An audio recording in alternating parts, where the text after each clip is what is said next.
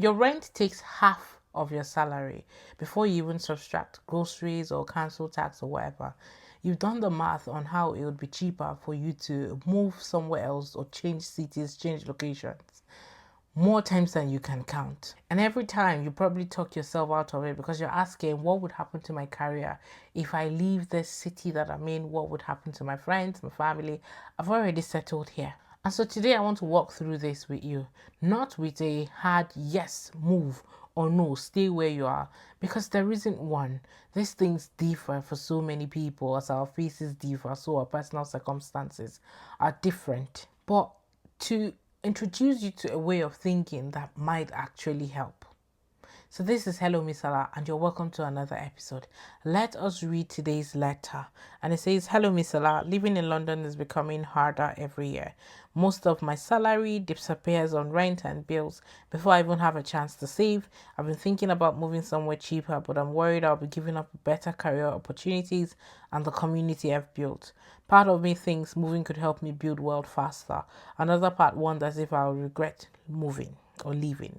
How do you know when it's time to move and when you should simply make the most of where you are? Let's unpack this and I'll tell you the answer is genuinely yes and no. Yes, career opportunities are better in London, but it all depends on the industry you're in. Some people live in London and they don't go into the office at all because they're completely remote now. So it all varies. But there is something I want you to hear. There is no room for regret. You make a decision, stand by it and act on it. There is no room for regrets here because what's the worst that would happen? You would explore another city. It's an adventure. And then you realize that, okay, it's not for me. Maybe I'll go back to London. Or you realize that, there's so much more than London. I have a biased answer anyway, but let's leave that for maybe later in the video. But let me tell you this. I don't know anybody personally who has moved out of London and regretted it. And that is a lot because I am part of those people. But that's not to say that there is no one that's moved and regretted it. I'm just saying I don't know personally. I'm sure they're there and they've moved back to London and that's fine. But those people have taken a step. They've done it and they know that, okay, this is not hearsay. It's not for me. It's not for me. So I want you to stop, because what you're doing is you're just allowing fear keep you in one place. Are you moving or are you not moving? Personally, I'd say go. Move. But there's another yardstick to this. Change your money story as well. But move. And we'll talk about that in the practical steps. But anyway, before we go ahead of ourselves, let us go on to the kingdom perspective and hear what God is saying. So I'm going to read Proverbs chapter 16, verse 3. It says, commit your works to the Lord and your plans will be established. So all I'm saying is commit this decision to Him. You are struggling to make up your mind, and the only person or the only way you're going to get clarity is when you pray about it. When it comes to locations, like I'm saying, there are so many other parameters for you to consider. Yes, there are better career opportunities, but have you calculated how much it would cost you per month, right? If you're staying outside of London and you're being paid less, because there is that whole London catchment thing. I don't know what it's called, where you get paid more because you're in the capital. I don't know if that's why, but yeah, because the standard of living is high. But also, there are people who are meant to be in London because they have their lives there, they've got jobs, they've got, opportunities, and doors will open up for them there, which is why you need to pray about this. It's not just something you decide on because other people are doing it. You've got to decide on this for yourself. And the best way to do it is to do it prayerfully. So you don't need a spreadsheet to convince you to move forward. You just need a settled heart and the patience to be able to hear from God and understand that, okay, this is the next step, and then you just obey and you follow through. So let us move on to the practical steps. I have got just two today, and two things, and they're simpler than you would expect. Number one, manage your money even while you're still in London.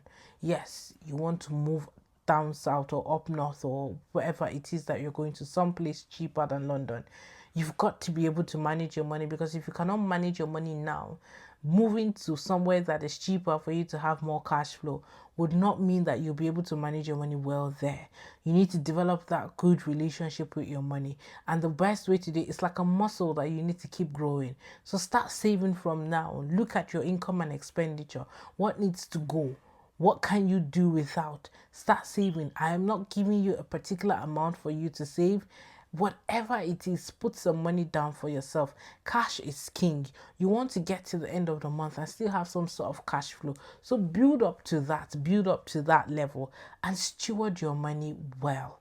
Honestly, manage your money now, because when you have more money, if you cannot manage it now, you will not be able to manage it then.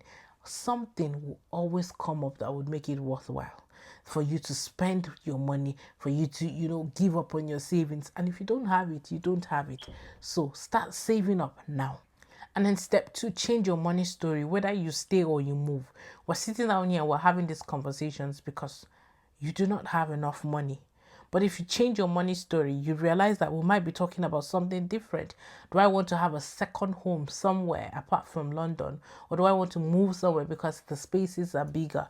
But we will not be sitting out here to be talking about whether it's because your expenses, your expenses are higher than the income that is coming in, and so it's a struggle. We're having this conversation because the bills are too high. So yeah, expenses probably, the bills are too high. So if you change your money story, if money was not a problem, would you be thinking about leaving London? That's a question that you need to answer. And so if you now say, okay, how do I change my money story? Begin to chase purpose. What is it that you've been put here on this earth to do? Not just in this country. What is your assignment? What is it that, lights up your mood, that keeps you up at night? What is that thing? And also, who are the people that you have been called to serve? What keeps them up at night? What is the problem that they're facing, and how can you help them to solve that problem? That is purpose there. And just go through with that and allow the glory of God to reflect and shine on you while you're interacting with your people. And that's your kingdom agenda there. Go ye into the world and make disciples of all nations. Anyway, as I'm trying to wrap up, here's the reset that I want to leave you here with today. Whether you move or you stay is ultimately your decision, and there are genuine pros and cons for each side. So I'm not going to pretend and say one is obviously correct, because it isn't. I might have my biased opinion, which is, move, go explore that adventure. But that's just my own opinion. You need to filter it with, am I moving with family? Can I afford to do so? And then how much am I going to be saving? Are we really struggling here? Those are factors that you need to consider, that I cannot just come on here and say yes or no, do it or don't do it. So be bold, be fearless, live your life, but also change your money story, because a postcode is not the answer. So changing your postcode might not help. It's your money habits that you need to focus on right now. Anyway, if you've watched me up to this point and you have a challenge or a personal thing that you're going through with regards to immigration, finances, settling and living the extraordinary life that you've been put here to live, please send me a letter. I would read your letter, look at the question that you're answering, and record it on a video just like this. But other than that, if you've not subscribed to Hello Misola, please subscribe to Hello Misola. I read letters from me addressing issues that immigrants are facing, and we prefer solutions on the call on here. And I am building a community of immigrants on here, and I'd love for you to be a part of this.